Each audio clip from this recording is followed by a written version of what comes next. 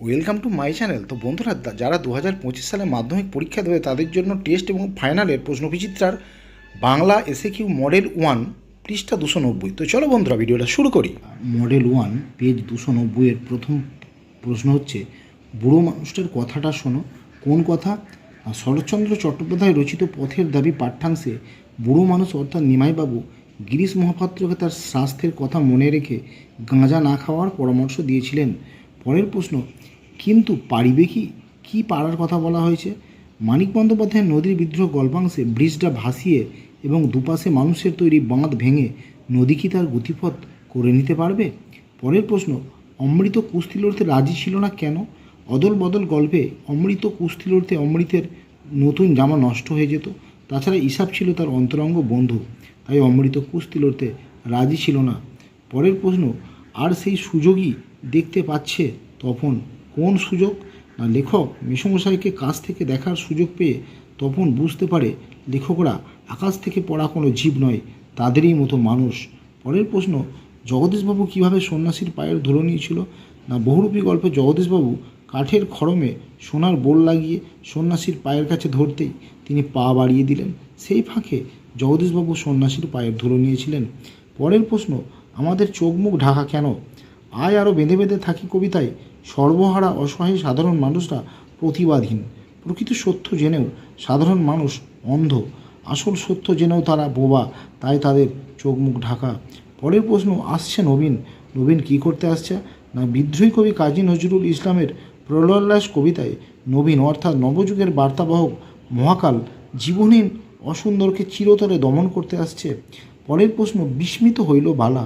বিস্ময়ের কারণ কি? না, সমুদ্রকন্যা পদ্মাবতীর রূপ দেখে বিস্মিত হয়েছিল।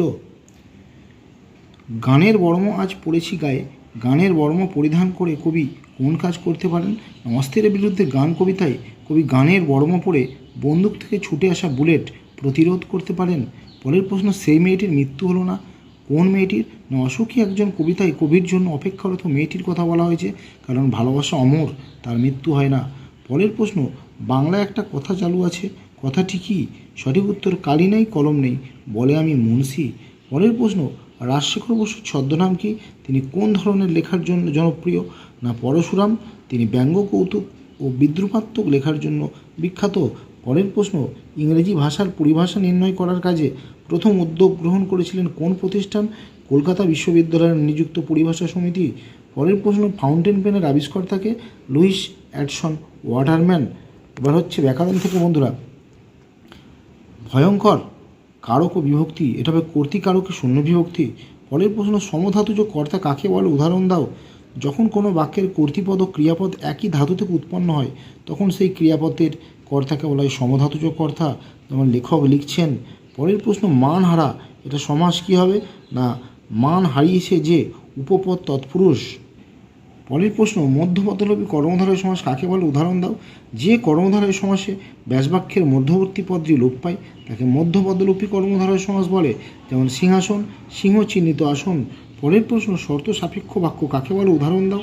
যে বাক্যে একটি ক্রিয়া অন্য আরেকটি ক্রিয়া সম্পাদনের উপর নির্ভরশীল তাকে শর্ত সাপেক্ষ বাক্য বলে, যেমন যদি বৃষ্টি পড়ে তাহলে আমি বিদ্যালয়ে যাব না। পরের প্রশ্ন, আমরা ফেরার পথে কোনো পুকুরে ফেলে দিয়ে আসতাম জটিল বাক্যে।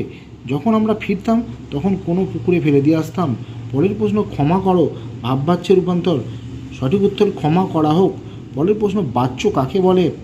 ব্যক্তিভেদে বাচন ভঙ্গি অনুযায়ী কর্তা, কর্ম বা ক্রিয়াপদের প্রাধান্য নির্দেশ করে ক্রিয়াপদের রূপের যে পরিবর্তন ঘটে তাকে বাচ্য বলে।